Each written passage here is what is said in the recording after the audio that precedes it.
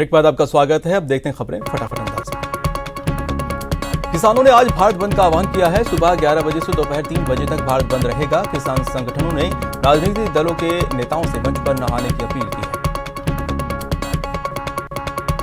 किसानों के भारत बंद के समर्थन में विपक्षी दल भी उतर आए हैं। देश भर के अलग अलग 24 राजनीतिक दलों ने किसानों के इस बंद के ऐलान को समर्थन देने की घोषणा की है। राजस्थान कांग्रेस ने किसानों के भारत बंद का समर्थन किया है। सीएम अशोक गहलोत ने ट्वीट कर कहा है कि किसानों के पक्ष में भारत बंद का कांग्रेस पार्टी समर्थन करती है। किसान हितों से जुड़े इस मुद्दे को देश के कोने कोने में ले जाने के लिए कांग्रेस का हर कार्यकर्ता उनके साथ खड़ा है। किसानों के समर्थन में भारत बंद को लेकर सीएम अशोक गहलोत ने ट्वीट कर केंद्र सरकार पर निशाना साधा है। ट्वीट में कहा है कि किसानों को सर्दी के मौसम में सड़कों पर रात बिताने देखना सबसे चिंताजनक है, जबकि सरकार उनकी वाजिब मांगों को लगातार अनदेखी कर रही है। भारत बंद को लेकर सीएम गहलोत ने सोमवार को अहम बैठक की। सीएमआर में आयोजित बैठक में लॉ एंड ऑर्डर को लेकर विस्तार से चर्चा हुई। बैठक में सीएम ने भारत बंद के दौरान शांति एवं व्यवस्था बनाए रखने की अपील की है। एनडीए की सहयोगी आरएलपी ने 12 दिसंबर को दिल्ली कूच का ऐलान किया है। पार्टी के कार्यकर्ता कोटपुतली में इकट्ठा होंगे। इसके बाद एक सभा का आयोजन किया जाना है। आरएलपी राष्ट्रीय संयोजक हनुमान बेनीवाल ने व्यापारियों और युवाओं से भारत बंद के समर्थन की अपील की है। किसानों को पंजाबी के मशहूर कवि सुरजीत पातर का भी समर्थन मिला है। पातर ने कहा है कि मैं केंद्र सरकार के व्यवहार से आहत अपना पद्मश्री पुरस्कार वापस कर रहा हूं। केंद्रीय मंत्री रविशंकर प्रसाद ने किसान आंदोलन में कूदे विपक्षी दलों पर निशाना साधा है। रविशंकर प्रसाद ने विपक्षी दलों पर जोरदार हमला बोलते हुए कहा है कि किसान आंदोलन में कूदे विपक्षी दलों का दोहरा और शर्मनाक रवैया सामने आया है।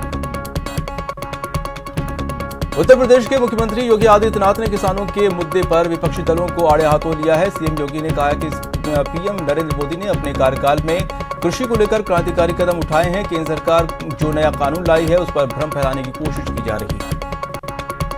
किसानों के भारत बंद का गुजरात समर्थन नहीं करेगी। गुजरात के मुख्यमंत्री विजय रूपानी ने साफ कह दिया है कि गुजरात में भारत बंद कराने वालों के खिलाफ सख्त कार्रवाई की जाएगी। मंत्रिपरिषद की बैठक में लिए गहलोत कैबिनेट ने अहम फैसले। बैठक में किसानों के मुद्दे पर अहम बातचीत हुई, जिसमें पीसीसी चीफ गोविंद सिंह डोटासरा ने कहा कि किसान डार्क जोन सहित हर जगह बिना अनुमति के ट्यूबवेल खोद सकेंगे।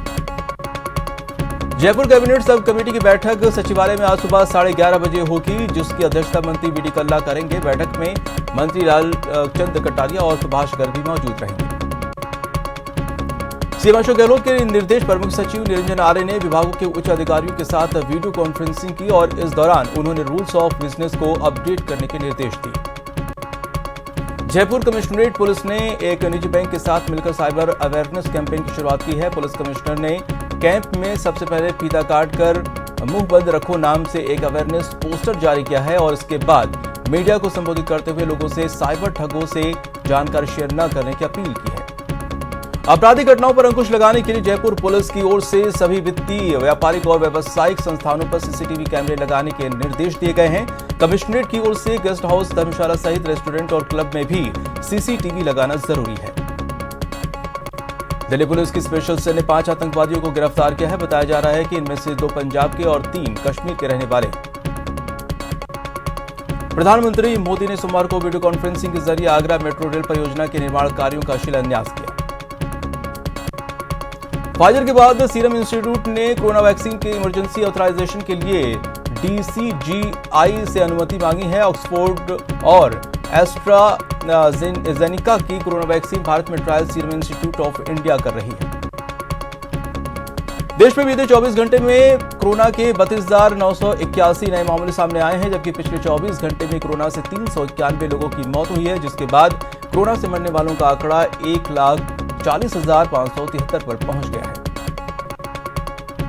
मडोदरा में एक बार फिर कोरोना का विस्फोट हुआ है। प्रदेश में बीते एक दिन में 1,927 केस सामने आए हैं, जबकि 19 लोगों की मौत हुई है। दिल्ली में कोरोना मरीजों के टेस्ट डाटा में खामी की बात सामने आई है। 11% लोगों का रैपिड एंटीजन टेस्ट निगेटिव था, लेकिन आरटी-पीसीआर टेस्ट में इनका रिजल्ट पॉजिटिव आया है। 56,862 मरीजों में से 32,903 मरीजों का आरटी-पीसीआर विधि से दोबारा टेस्ट हुआ। इसमें 3,524 मरीज कोरोना पॉजिटिव पाए गए। जम्मू कश्मीर के जिला विकास परिषद चुनाव में सोमवार को चौथे चरण का मतदान हुआ। 34 सीटों पर हुए चुनाव में स्थानीय लोगों में खासा उत्साह देखा गया। 22 दिसंबर को डीडीसी के नतीजे घोषित किए जाएंगे। राजस्थान पंचायती राज चुनाव के नतीजे आएंगे। आज सुबह 9 बजे से पंचायत समिति सदस्यों और जिला परिषद के लिए चारों चरणों की मतगणना होगी। झुंझुनू में पंचायती राज चुनाव की हार जीत के लिए लिस्ट तैयार है। सटोरियों के लिए एग्जिट पोल की माने तो कांग्रेस और बीजेपी के बीच सीधा जिला परिषद की सीटों को लेकर कड़ी टक्कर है। स्कूल की फीस वसूली मामले में हाईकोर्ट में सुनवाई हुई। 15 दिसंबर को मामले में अंतिम बहस होगी। हाईकोर्ट ने एकल पीठ से मामले में सारा रिकॉर्ड मंगवाने के निर्देश दिए। कांग्रेस प्रदेश प्रभारी अजय माकन ने कहा है कि दिसंबर के अंत तक कांग्रेस की प्रदेश कार्यकारिणी का गठन हो जाएगा और 31 जनवरी तक राजनीतिक नियुक्तियों का काम पूरा कर लिया जाएगा। बीकानेर की छतरगढ़ क्रय विक्रय सहकारी समिति में करीब 25 लाख रुपए का कथित घोटाला सामने आया है। छतरगढ़ सहकारी समिति के व्यवस्थापक रामधन यादव ने समिति के कर्मचारी और उसके बेटे के खिलाफ छतरगढ़ पुलिस थाने में मामला दर्ज कराया है। जयपुर की CID CB crime branch team ने नशे के खिलाफ बड़ी कार्रवाई की है। पुलिस ने कार्रवाई करते हुए 2 आरोपियों को गिरफ्तार कर उनके कब्जे से 100 किलो अवैध गांजा बरामद किया है। अलवर में युवक के मिलकर एक शख्स को बिजली खंभे से बांधकर बेरहमी से पिटाई की। युवक पर गो तस्करी का आरोप लगाया गया है। जोधपुर में एक पति ने घर में सो रही अपनी पत्नी की कैंची से ताबड़तोड़ वार कर हत्या कर दी और हत्या के बाद खुद अपना जुर्म भी कबूल लिया। आरोपी का कबूलनामा सच है या कहानी, पुलिस मामले की जांच कर रही है। भरतपुर में चोरों ने पहचान छिपाने के लिए अब अपना अनोखा तरीका अपनाया है। चोर अब पीपीई किट पहनकर चोरी की घटना को अंजाम देने लगे हैं ताकि आसानी से उन्हें पहचाना न जा सके। डूंगरपुर जिले के वर्धा थाना क्षेत्र में युवक ने फांसी लगाकर जान दे दी। मानसिक रूप से विक्षिप्त था कहारी गांव का युवक। अलवर में बाल मजदूरी कराते हुए 2 व्यवसायियों को गिरफ्तार किया गया है। ट्रांसपोर्ट नगर के जायसवाल होटल और धीरज टाटा मोटर्स पर बच्चों से कराई जा रही थी मजदूरी। अलवर के थाना गाजी में 4 साल की बच्ची से दरिंदगी करने वाला नाबालिग चाचा गिरफ्तार। जुवेनाइल जस्टिस बोर्ड में आरोपी को किया गया पेश। टोंक जिले के मोदी की चौकी इलाके में रहने वाली युवती ने ब्लैकमेलिंग से परेशान होकर अपनी जान दे दी। 22 साल की युवती को आरोपी पिछले काफी वक्त से ब्लैकमेल कर रहा था। कोटा में बजरी खनन माफिया के खिलाफ कार्रवाई की गई। कार्रवाई में वन विभाग, खनिज विभाग और 2 थानों की पुलिस शामिल रही। धौलपुर के नगर परिषद आयुक्त के आवास पर अज्ञात बदमाशों ने सरकारी गाड़ी पर पत्थरों से हमला कर दिया। आयुक्त ने स्थानीय कोतवाली थाना पुलिस के समक्ष मामला दर्ज कर दिया है।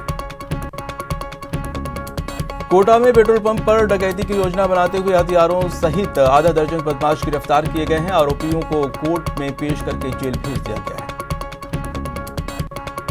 दौसा के NH 21 पर रीटा गांव के पास एक अनियंत्रित बस ने मैजिक टेम्पो को टक्कर मार दी। हादसे में घायल 2 लोगों को जिला अस्पताल में भर्ती कराया गया है। भरतपुर में चोरों ने पहचान छिपाने के लिए अपना अनोखा तरीका अपनाया है। चोर ने पीपीई किट पहनकर चोरी की घटना को अंजाम देने लगे। अलवर में युवक के साथ मिलकर एक शख्स को बिजली खंभे से बांधकर बेरहमी से उसकी पिटाई की गई। युवक पर गो तस्करी का आरोप लगाया गया है। फिलहाल इस बुलेटिन में इतना।